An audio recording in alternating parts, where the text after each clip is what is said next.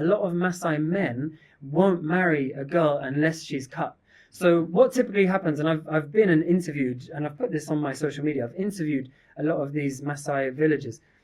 A man will go to a family's house and say, hey, I want to marry that girl. It doesn't even matter how old she is, really. You know, she could be 9 years old, whatever. One Masai guy, and I posted this, he even told me that he could approach a pregnant woman and ask her, is that baby in your womb a female or a male? If she says a female, he'll say, okay, I will marry her.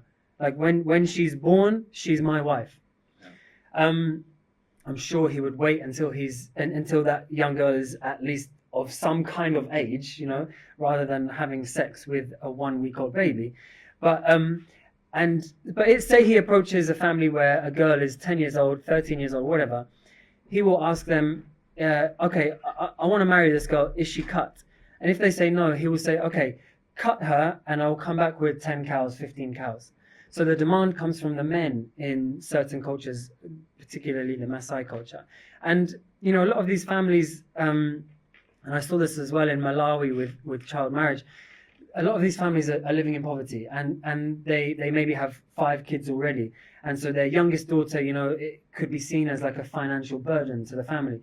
So a guy comes along and says, hey, I'll take that financial burden off of your shoulders. You know, like, you can't afford to feed all your children, so let me take your daughter as my wife. And you know, I used to think like, do these parents not love their children because they're just giving their children away? But I've sat with these people and I've spoken to them, and they do love their children, but it's like in their head they're like, what's better? My child starves and has no food, or even though she's 12 years old, she marries this 30-year-old man and he provides for her. And they go with the second option a lot of them.